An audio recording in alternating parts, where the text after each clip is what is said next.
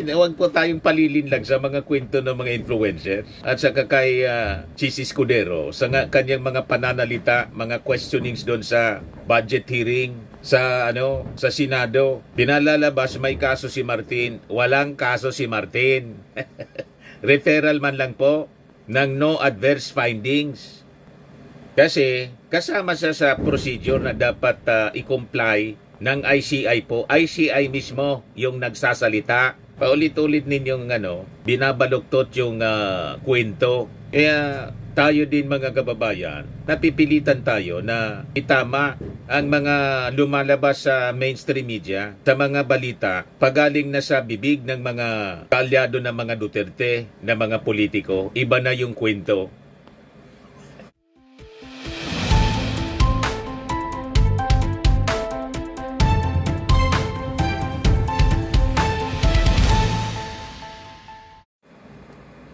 Hello po mga kababayan, si Dante Maravillas. May nagtanong sa atin, bakit daw si Martin Romualdez hindi kasama sa inirekomendang kasuhan ng ICI, inirekomenda ng ICI na kasuhan ng Ombudsman? Yung ICI kasi po, walang nakitang ebidensya, malakas na ebidensya laban kay Martin Romualdez. Hindi na substantiate yung aligasyon po ni Gutesa at saka ni Saldico. Si Saldico ngayon po, ito pala ibigay ko muna sa inyo ang latest kay Saldico. Ito po, mga kababayan, before natin pag-usapan yung katanungan po ninyo. Ano yan, Mr. Maravillas? Ito yung report 1 hour ago ng DCRH. PNP CIDG pinasok ang hotel na pag-ari ni Saldico sa Pasay City para magsilbi ng arrest warrant laban sa 3 opisyal ng SunWest Incorporated. Pinasok, mga kababayan, ng mga members ng PNP CIDG ngayon. Ayan kasama pala yung NBI. Full force, mga kababayan. Kasalukuyang hinahalughog ngayon ng mahigit 100 na puwersa ng mga pulis at NBI ang isang hotel sa Pasay, kung saan sinasabing nagtatago ang 3 sa mga opisyal ng SunWest Incorporated na may warrant of arrest kaugnay sa anomalya sa flood control. Ito po, mga kababayan, full force. So, makikita ninyo kung gaano kasinsiro, kaseryoso ang ating Pangulong Bongbong Marcos na iharap sa hustisya ang lahat po na sangkot sa flood control scandal. Na ang sabi niya, marami yung magpapasko sa kulungan. Siyam na yata yung nahuli, mga kababayan. 17 personalities po, including Saldico, ang unang batch ng na-isyuhan, mga kababayan, ng warrant of arrest. In relation po ito sa mga substandard flood control projects at saka ghost projects sa Occidental Mindoro. So isang location pa lang ito, mga kababayan. Kaya sabi ko sa inyo, yung mga tumutuya sa ating Pangulong Bongbong Marcos na weak leader, siya lang ang nakagawa nito po. Siya lang ang gumawa ng ganitong uri ng kampanya laban po sa korupsyon. Wala pang nakagawa nito, mga kababayan, sa mga lumipas na presidente. Only PBBM, mga kababayan. Kaya gusto siyang tanggalin sa posisyon. Kasi ang daming sangkot na mga politiko, congressman, senador, mga DPWH officials ng present and previous administrations. At siyempre yung mga contractors. Yung mga contractors po, pinasampaan na rin po ng kaso. So expect po na sa mga susunod na araw, kasama na sila sa tutugisin ng ating mga authorities. At siyempre mga senador. So wala pang nakagawa ni isang pangulo ng previous administrations. Unparalleled po ang ginagawa. This is history in the making, mga kababayan. Itong ginagawa ng ating Pangulong Bongbong Marcos. Kaya target po siya ng destabilization. At ang sabi, mga politiko na nakikipagsabuatan sa China ang nasa likod po nito para iupo si Sara at hindi matuloy ang paghabol sa mga corrupt officials ng ating gobyerno. Nakikita natin nasa side ng katotohanan at tama ang ating Pangulo, kaya pinoprotek siya ng ating Panginoon. O ngayon, balikan natin yung ating topic kanina na sinasabi doon sa tanong ng isang netizen sa atin, tagapanood natin, bakit niya hindi si Martin Romualdez kasama sa inirekomenda?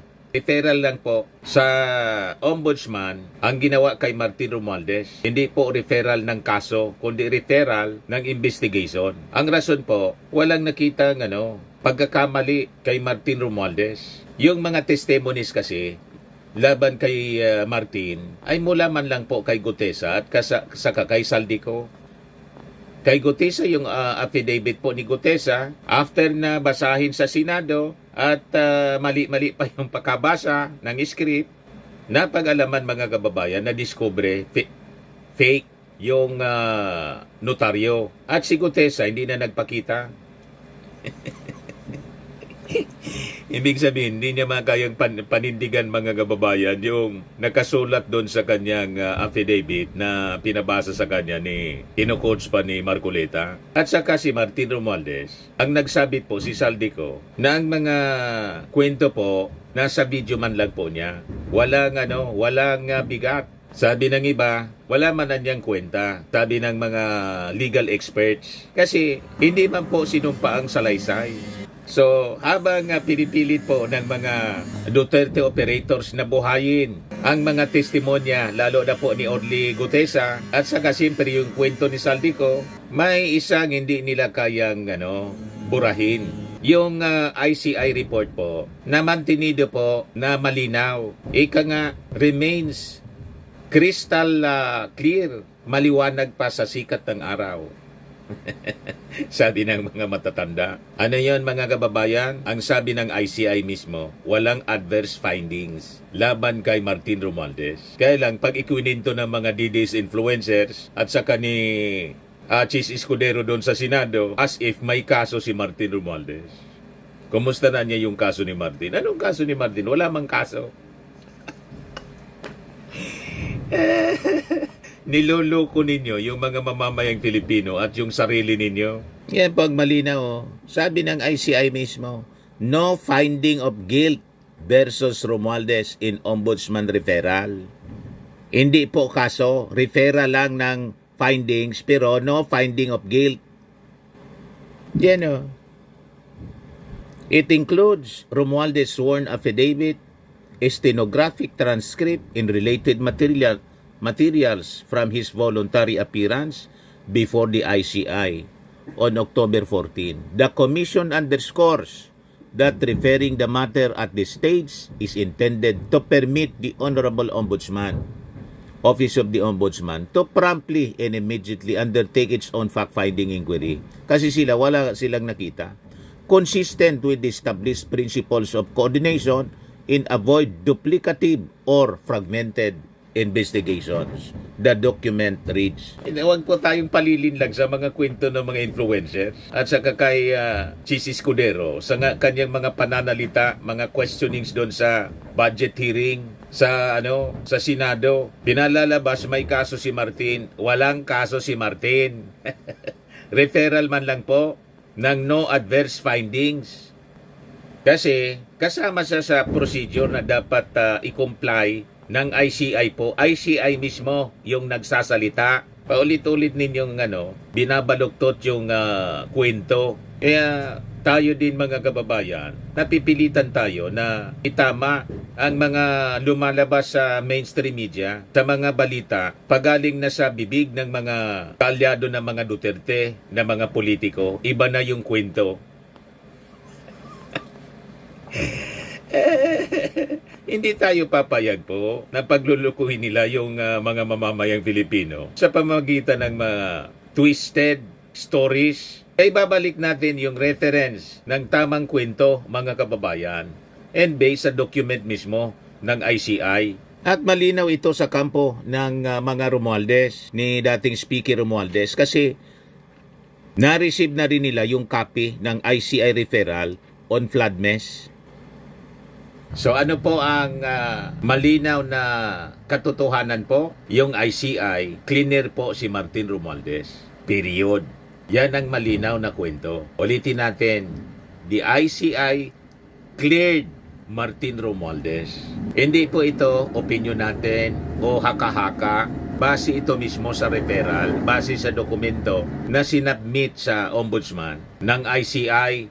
Opisyal na report, mga kababayan, na nagsabing walang ebidensya, walang anomalya, walang violation, walang money trail, walang anumang dokumento na nag-uugnay kay dating Speaker Martin. Kasi po, mga kababayan, kung may dumi talaga si Martin, lalabas yan sa paper trail. Tama po? Pero po, kahit nga po si Risa, Senator Risa Ontiveros, at saka yung DDS vlogger na si Regal Oliva, sinabi na nila, mga kababayan, na legally niya, kailangan pa talaga ng ebidensya. Ibig sabihin, walang ebidensya kasi kailangan nila ng ebidensya. Kailang wala mang makita. Kaya ang ginagawa nila po, propaganda. Sinasabi nila, may kaso si Martin Romualdez sa Ombudsman. Walang kaso po. Referral man lang po ng findings. Ano yung findings? No finding of guilt. Yan ang findings po. Ang findings ng ICI, no finding of guilt. O ngayon, masama ang loob ninyo kasi hindi ninyo maipako sa krus. Gusto nila ipako sa krus, mga kababayan, si Martin Romualdez. Para pag naipako nila sa krus si Martin Romualdez, ang sunod pong ipapako nila sa krus yung ating Pangulo. Kasi magpinsan yung dalawa. Ganon sila, mga kababayan. Kaya pinipilit nilang ipako sa krus si Martin Romualdez. Paano yan? Mga dokumentos mismo ang nagsasabi, no finding of guilt. ICI ang nagsabi. Kasi po, ang tanging testimony na sinasabi nila laban kay Martin, yung kwento po ni Gutesa at saka ni Saldico. Ang tanong ngayon, nasa na si Gutesa? Ayaw nang ilabas ni Mike Defensor at saka ni Marcoleta. Gumawa na ng exit story.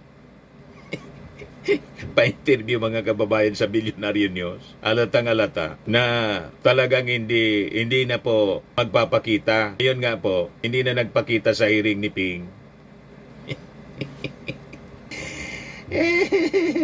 Yung pare yung personality po na nag-ugnay kay Martin, si Gutesa at saka si Saldico, ayaw humarap para matanong. Hindi nagpapakita sa anumang investigation na ngayon. At sino, mga kababayan, alam ng lahat ng abogado na ang testimonya na hindi po nadidefend, hindi nakukurus-examine, at hindi kayang patunayan, walang bigat. Yan ang sabi ng mga legal experts po. Kahit po si sa interview ni Christian Isguera, si Atty. Howard Calleja, wala man niyang legal weight yan. Ang kailangan na niyang gawin ni Saldico, umuwi siya, mag-execute siya ng affidavit. Hindi pwedeng kwento lang niya ang pakikinggan natin. Ang daming tanong na dapat niyang linawin niya. Isigi man lang po ang produce ng series ng ng videos niya. Na hindi pa nga malaman natin kung authentic yung video o AI. Kasi biglang nag-iba po yung hairdo. Ano ba pa? Pero si Martin Romualdez po, hindi nagtatago. Kasi confident po siya. Nagsasabi kasi ng totoo. Pag hindi ka nagsasabi ng totoo, gumawa-gawa ka na ng kwento, siyempre ayaw mong matanong. Ayaw mong magsailalim sa cross-examination. Ang gagawin mo, propaganda na lang, paninira. Hindi maaari ang ganon. Kaya wala nang excitement po yung mga revelasyon nila, mga kwento po nila. Kasi hindi man nila kayang panindigan. Naniniwala na lang po sa kanila, mga DDS. Kasi sanay ang mga DDS maniwala sa kasinungalingan. Yung leader nila sinungaling. Like leader, like followers. Ganon lang po yan. Walang money trail, mga kababayan. Kahit nga yung mga maletang pinakita, wala man pong pinakitang pera na may laman talaga yung bag. Yung mga luggages po. Ang duda, pinicturan lang yun sa SM. O diba, mga kababayan? Pakita sila ng video ng delivery na tinanggap mismo ni Martin o ni President Bongbong. Wala man CCTV po, lahat man lang kwento. Storytelling nga. Storytelling alay. Dapat po, may ipakita silang bank records, bank transactions. Ayan mga solidong ebidensya. May signature, may dokumento, may resibo. Di ba? Pero alam naman natin po, wala. So alam naman po natin mga kababayan na ang mga testimonies na walang dokumento, useless po siya, inadmissible in court. Sa politika, political propaganda, black propaganda po, pwede yan. Yan kung maniwala yung mga uto-uto. Kung may mauto sila, wala na po silang mauto eh. Kaya nangyayari, sila nag-uutuhan na po. Tama? So ang ginagawa nila, palabas ng kwento to destabilize the administration. Yan ang playbook para nagbabaka sakali kapag sila nagtagumpay, hindi na matutuloy ang kanilang mga kaso. Yan ang malinaw po na kwento. Ngayon, ang tanong kung sino ang nasa likod. Alam na ninyo kung sino yung nasa likod. Yung masyado nang excited.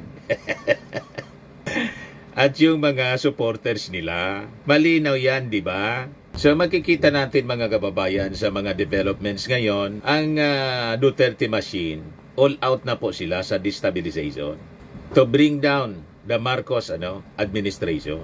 Hindi na po sikrito. May disqualification narrative sila, may mga faking testimonies, may mga AI vlogs, coordinated smear campaign mga kababayan laban kay Martin at saka sa First Family. Kung ano-ano na lang na kinikwento para siraan ang First Family, mga kababayan. Nandun din ang mga galawan sa Congress para palitan po si Speaker D ni the little girl, the plotter. Sabi ko sa inyo, full blast ang kanilang destabilization package. At pag nakaupo si the little girl, si GMA, 100% may magpa-file na po ng impeachment laban sa ating Pangulo. Walang duda yan, mga kababayan. Yan ang kanilang script. At saka, may mas malalang bahagi pa po ang assassination threat. Kantaran po, may record silang ganon, mga kababayan. So masasabi natin, this is not paranoia. It is a historical pattern. Kaya yung security ng ating Pangulo po, talagang dinagdagan po. Pero hindi din po nagpapatinag yung ating Pangulo. Tuloy pa rin ang pagserbisyo. Tuloy ang kanyang pag-iikot para magserbisyo sa ating mga mamamayang Filipino. Ayan. Handog ng Pangulo, tulong at serbisyo para sa indigenous people communities, Barangay Sinonok, Zamboanga City. Ngayong araw na to pala to. Tingnan niyo naman ang ating Pangulo. Confident po siya. Mas madali, mas accessible. Di ba? At Mga kababayan, kahit sa mga tingnan niyo naman ang picture ng ating Pangulo. I-compare ninyo kung paano siya sinasalubong ng mga bata. Mahal na mahal siya ng mga bata. Sabi dito, official PBBM News, see the difference. Niyayakap-yakap ng mga bata. Tingnan naman po ninyo si Sara. Kinakausap na yung bata, parang tulala, parang kahit yung mga magulang, hindi man lang pinagkakaguluhan si Sara. Wala sa sarili, Niayaw tingnan si Sara, mga kababayan ng bata. Tingnan naman ninyo ito. Pinagyayakap ng mga bata. Ang mga bata, alam nila kung sino yung mabuting tao. Di ba? Alam nila, feel nila mga kababayan kung sino yung leader na nagmamalasakit sa kanila ng totoo. Hindi yung photo ops lang.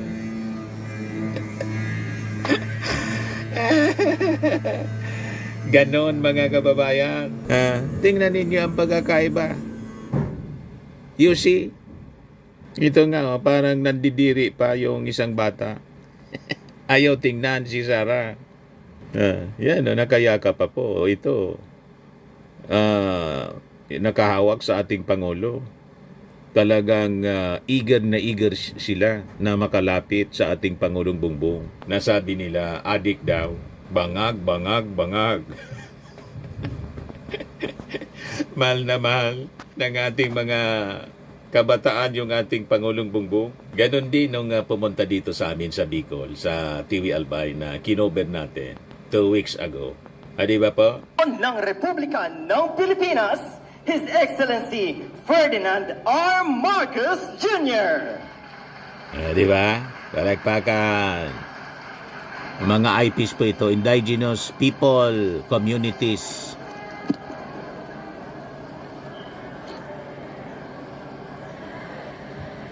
Sige lang po ang tulong ng ating Pangulo.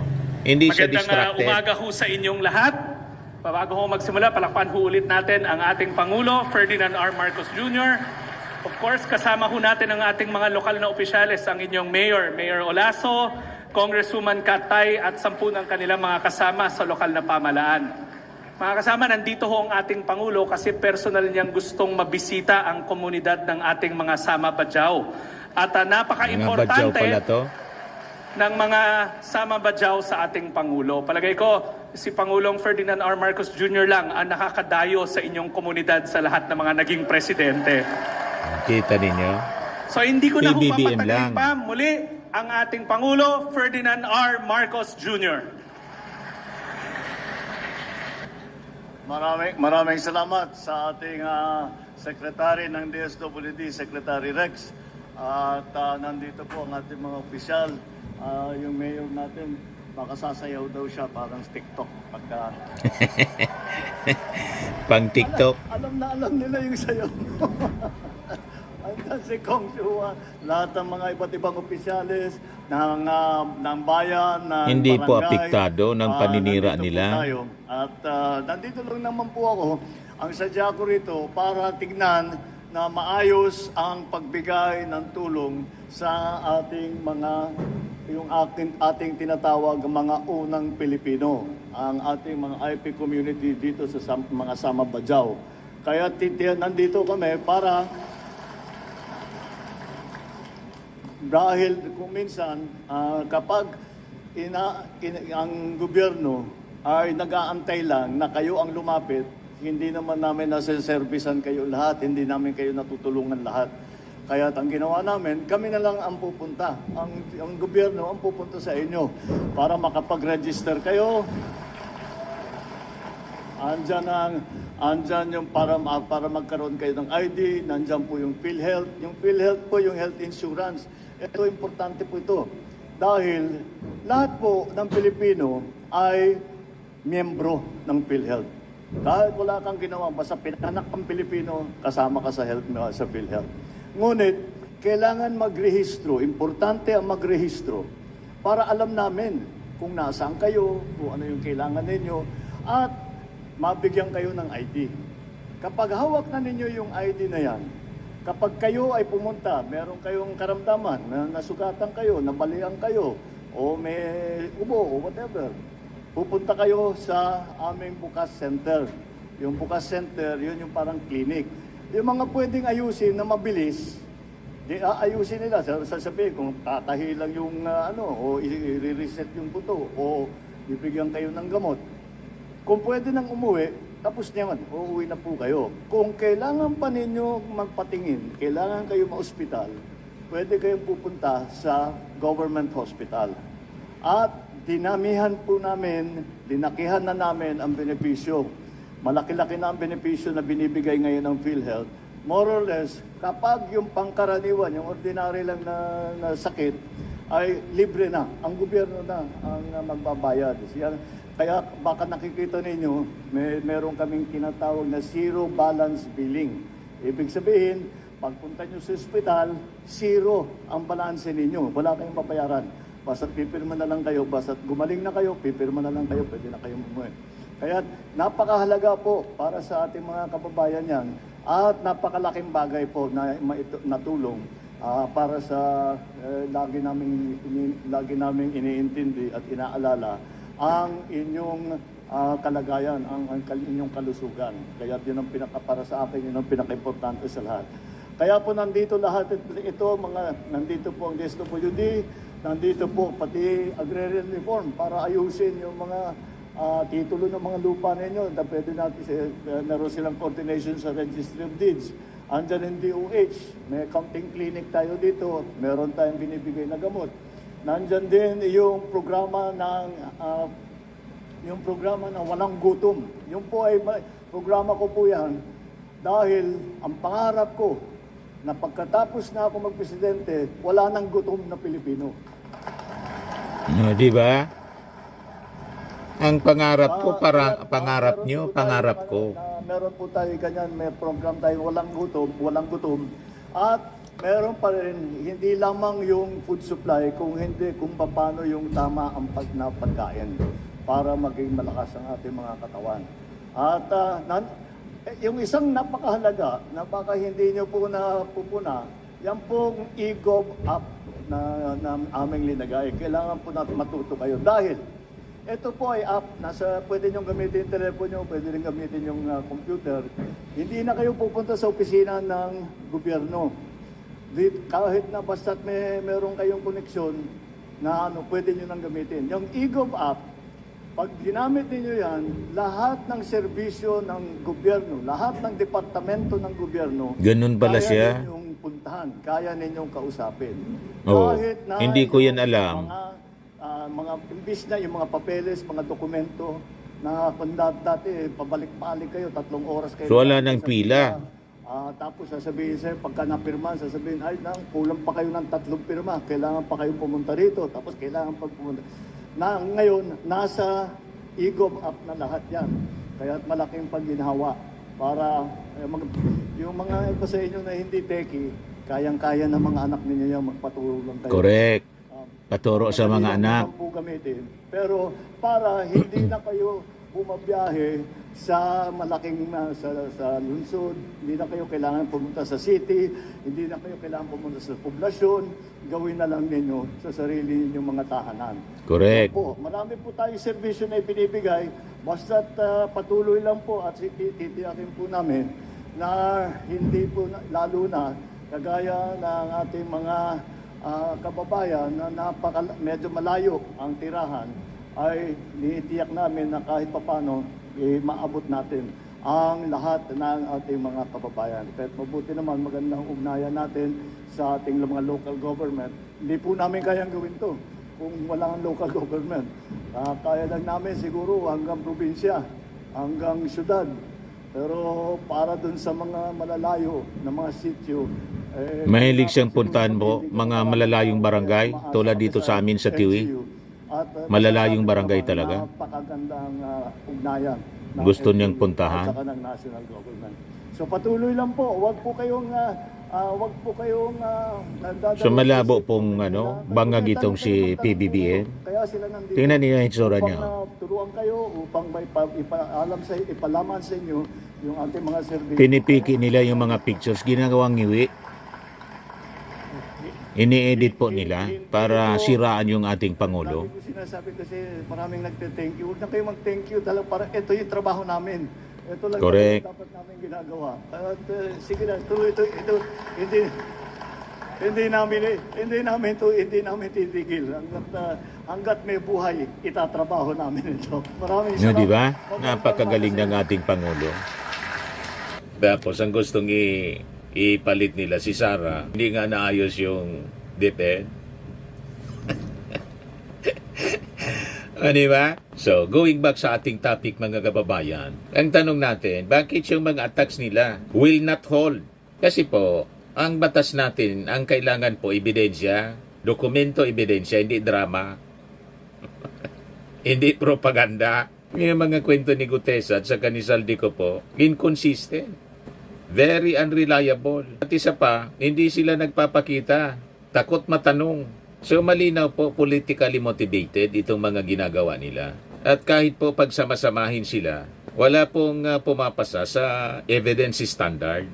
Talagang bagsak, mga kababayan, bagsak talaga. So kaya po nananatili ang ICI finding. No adverse finding laban po kay Martin Romualdez. So makikita ninyo mga kababayan sa gitna ng ingay at drama at saka sabotahe sa politika.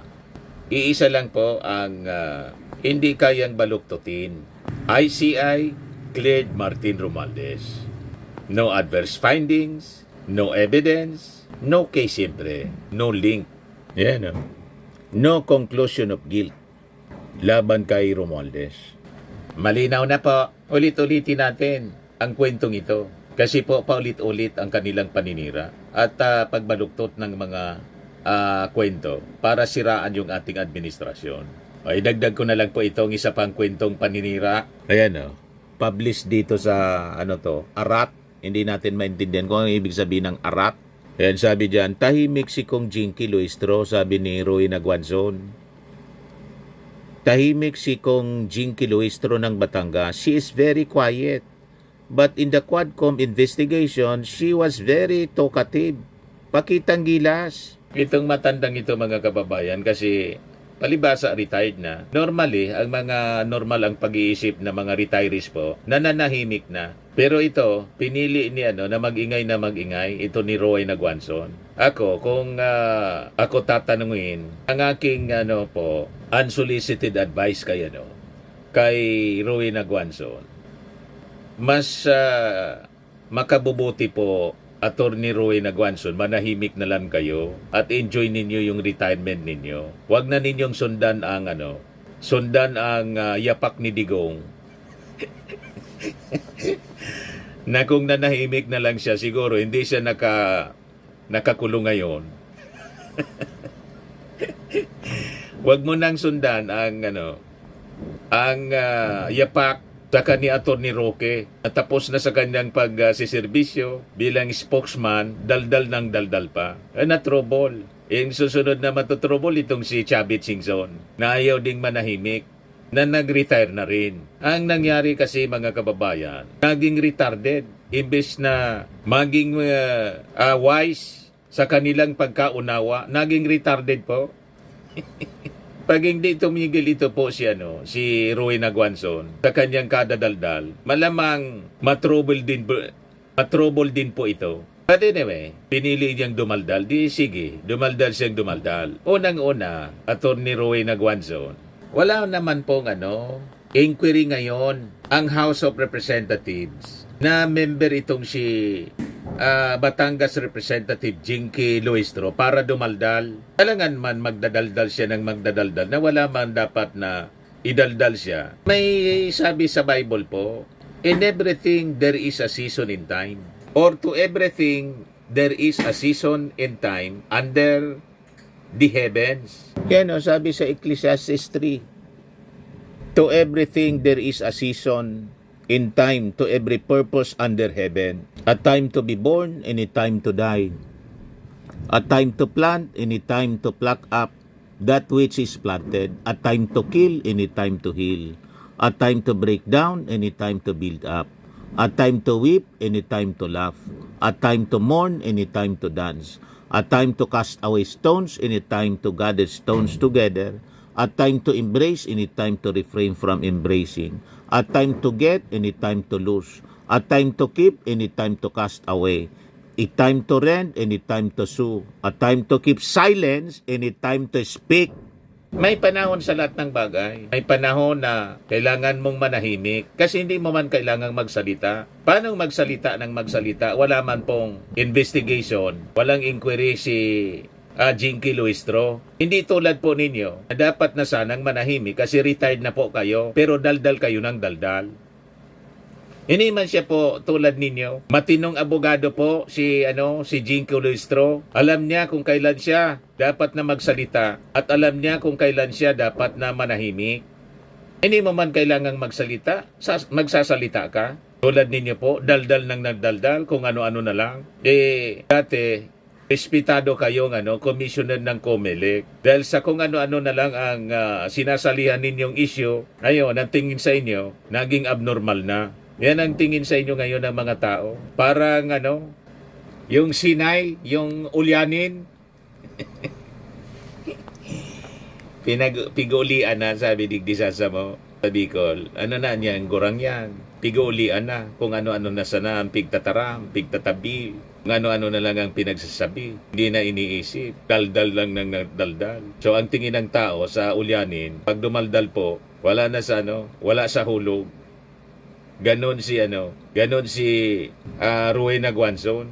papansin po, hindi na lang manahimik kasi nag-retired na siya, naging retarded na po. Yan. Dahil Mexicong Jinky Luistro ng Batangas. She is very quiet, but in the Quadcom investigation, she was very talkative, pakitang gilas. Paano naging pakitang gilas lang si Jinky? Si Jinky po, hindi siya yung tao na basta na lang magsasalita kung hindi siya allowed na magsalita. And in fact, itong si Jinky Luistro, mga kababayan, pag nagsasalita, kagalang-galang po, marespeto, kalma lang siya po. Hindi mo maringgan ang masasamang salita, mga kababayan. Very professional bilang isang abogado. Tingnan ninyo. PBBM po. Kasi po, ang kanya pong Kung magsalita po sa si Jinky. TV nung nakaraan po ay report po tungkol sa mga Relax siya po sa pagtatanong kay Diskaya. Ang salaysay ko hanggang Okay, then let me ask you. If you are saving your statement by claiming that you are pertaining Inggit only lang itong to si what Rowena the Guanzo President discovered kasi as anomalous brilliant ito projects pong si during his Jinky Luistro. administration. Pwede Let siyang me maging ask justice you, secretary or senador. Sino yung mga nanghihingi during the past administration? Di ba? Your Honor, ano lang po,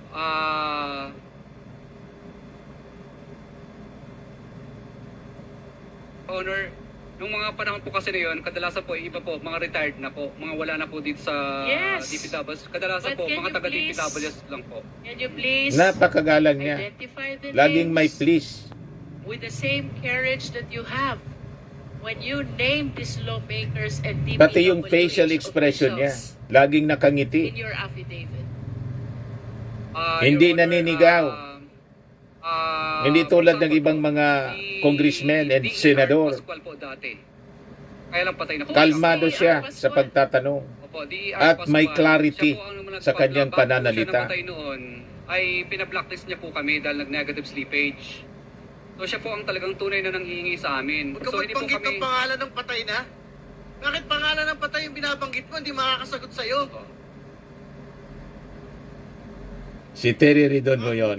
Si Terry Ridon po, yung nag-bat in. Pero si Jinky po, Luistro, kalmado. Si Terry Ridon nga po, emotional na sa kanyang pagtatanong. Mataas yung boses. Never natin makita ng ganon na tono itong si Jinky Luistro. Kaya tingin ko po, nainggit lang itong si Rowena Guanzo kasi si Jinky Luistro is a rising star. Sabi nga sa pelikula ni Sharon, kung si Jinky Luistro ay isang rising star, si Rowena Guanzo, bituing walang ningning.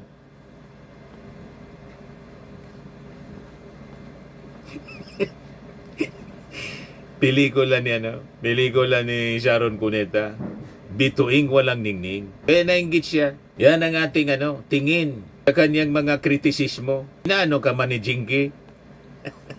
Papansin kang matanda ka. Mamahinga ka na, Rowena Guanzo, para ka ng ulyanin. Maya ka nga sa profession mo bilang abogado at dating Comelec Commissioner. Tingnan mo yung mga actuations mo. Pag ngiwi-ngiwi mo, kapag panlalait mo sa ating Pangulong Bongbong Marcos, hindi niyang gawain ng isang matinong abogado para na kayo magkapatid ni Harry Roque. Tingnan ninyo yung inabot ni Harry Roque. Di ba? Sama ng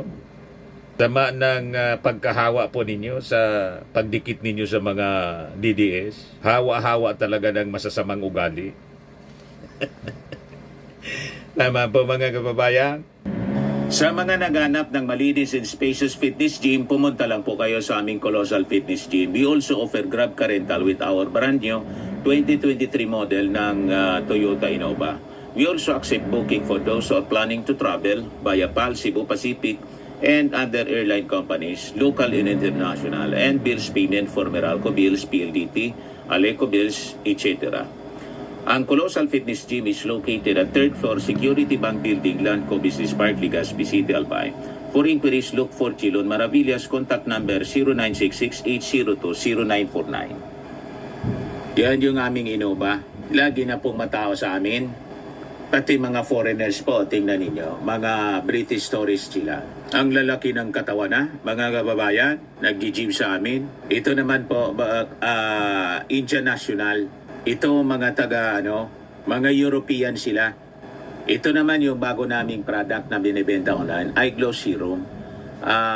Whitening po siya galing sa South Korea. Tingnan ninyo yung epekto sa aking anak na architect entrepreneur, Riz Maravillas. For inquiries, look for Riz Maravillas on FB. Ito naman po, Firmax Firming and Lifting Cream, pinapahid po sa mga pulses and affected area. Mainam po ito sa mga pains at paninigas ng mga kasukasuan. Ito po, Automax Radiant Serum. Sa mukha naman yung application. Anti-aging po siya. You will look 10 years younger than your age. Ito naman po yung bagong product naming binibenta online. I Am Worldwide Amazing Pure Organic Barley Powder Drink Mix from Australia. Endorsed by cancer survivor in actress Maritoni Fernandez. Mainam po ito sa may mga cancer. At syempre for cancer prevention na rin po. Sa mga inquiries po ninyo, dumiretso na lang kayo sa aking anak na architect entrepreneur Riz Maravillas. Sa mga mahilig po sa mga imported bags and wallets, dumiretso na lang kayo kay Ma'am Eileen Rosales, Eileen Closet. Nakabase po siya sa Amerika. Yan yung mga paninda niyang bag, oh. O, di ba? Ang gaganda, mga kababayan. Sa mahilig po magpa-spa, try nyo po dito sa Pamper City by OMG, your luxury escape. Located at Asiana City, Parañaque City, Metro Manila. May promo sila, 50% off. Yan, oh.